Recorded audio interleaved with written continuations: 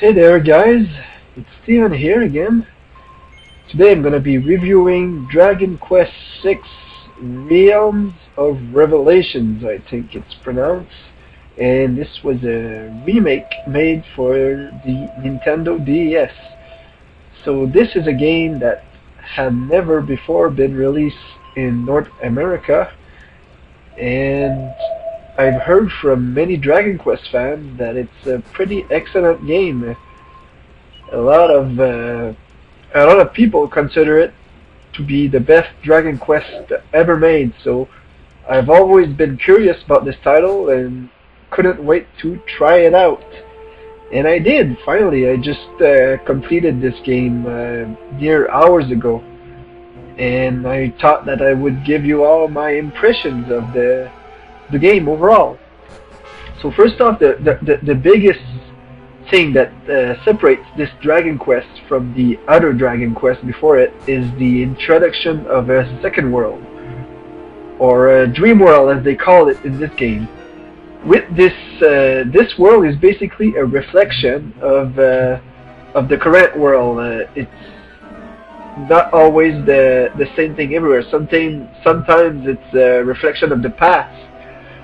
So let's say you're somewhere and there's a bridge that's missing. Sometimes you'll have to go to the dream world, and there you'll be able to get there and go to the area you want because the bridge will still be there. And then you'll go back to the real world and you'll have obtained some information, or you'll have gotten an item or a treasure or something and defeated the boss, whatever. But there's a lot of different ways to solve puzzles because of this dream world. It's kind of a little bit like a Link to the Past difference between the dark world and the light world, where both worlds are pretty much, they all have a lot of similarities, but they do have some big changes. But in this game, basically think of the dream world as the past. It's not exactly the perfect explanation of it, but in a lot of cases that's how it goes. Like for example, at one point you'll have to meet a certain guy, I think it was for to get a special item, but that guy has been dead for like 50 years or so.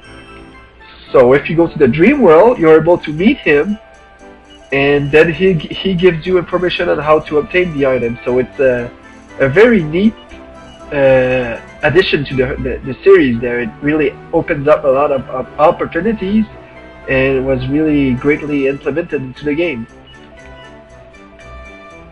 The other aspect of the game that the dream world really influences is the game storyline.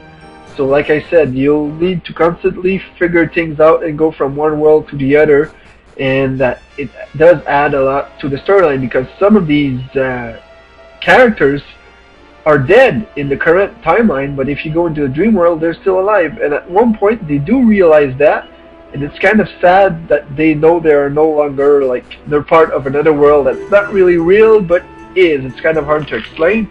So it really adds a lot to the storyline. And I'm glad it is because besides the dream world, that storyline does feel a little bland. Because after the first like 12 hours or so, you'll have destroyed the main game's antagonist, or what you think is the final boss. And the true final boss you won't see actually until you face him at the end. So it doesn't really. It feels like it's missing just a little something, but that might be just an issue for me. The storyline is still pretty interesting. Don't get me wrong. It's just I thought it was missing a little something, but for some it might be perfect. Others might like it a bit less, but it's a 90s RPG, so you know it's gonna be a hit or miss when it comes to the storyline. Okay, next up, the gameplay is actually fantastic. The battle system, like all Dragon Quest, is really addicting. It's pretty simple, but you do need to use some strategy here and there if you want to make it out alive. It's not like you don't need an advanced knowledge and advanced calculus or whatever, like I like to say, but it's still pretty challenging, especially the boss battles. I did die quite a lot of times in this game, and what I like about this is it's not punishing that much. When you die, sure, you lose half your gold, but you don't lose your experience points, so if you leveled up, you still have that, and you simply respawn at the nearest church. You'll need to, of course, revive the characters that died, but besides that, that's all the punishment you get. You lose your gold, but you still have enough, and the most important thing for me is the experience points. You still get this, and gold is always easy to accumulate in this game. All you need is to grind a bit, and you'll get your goal. So it's not It's not really punishing, but the boss battles are a great challenge, especially the final battle. The final battle, it took me quite some time to finally be able to defeat him, and it was a blast. It's a lot of fun to play. I know that one of my only flaws with Dragon Quest VIII, if you have read my review before, I'll leave a link in the description below, is that I found that the boss battles were ridiculously easy in that game because of the fact that you had 4 moves and the boss only had 2. But in this game, even though most of the time that rule still applies, they really pumped up the difficulty when it comes to bosses, and I really enjoyed that. The best thing about this game by far is the vocation system. It's basically classes, and it's addicting as hell. Basically, you'll come to a point after a few dozen hours or so where you can select classes for your character, and every character can equip whatever classes you need, but they all have their own advantage and disadvantage, and they all come with different abilities that you can learn. And the way you level up with this class is simple. You select a class and then you do battles, and after a certain amount of battles you level up that class, and then you can max that class, and after that you can learn other classes. So it's really addicting. If you want to learn some more advanced classes, you need to first master the first classes, the basic ones, to get the other ones, and you really need to pay attention to those if you want to be successful in this game, as they're really quite critical. If you'll need to master the more advanced classes if you hope to have a chance, especially some of the abilities that the later classes have, or you can't live without them. So basically the only cons I can find with this game is that the battle encounters are a bit on the heavy side. There are some dungeons that are really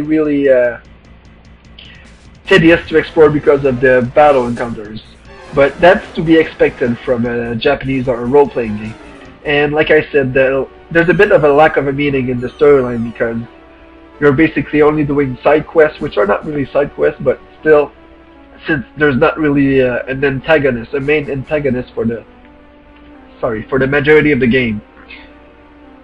But overall, finally, this is a really excellent addition to the series. It's one of my favorite RPGs I've played yet on the Nintendo DS. It's a great remake, and it's a must-play JRPG. If you're a fan of Japanese role-playing games, you simply have to try this game out. So there you go, guys. I hope you enjoyed this review, and I'll see you in the next one. And please leave a comment if you watch this and have something to say. Really want to hear what you guys think of this series, or this particular game, or what game is your favorite in the series, or what have you. Alright, so there you go. Thanks for watching.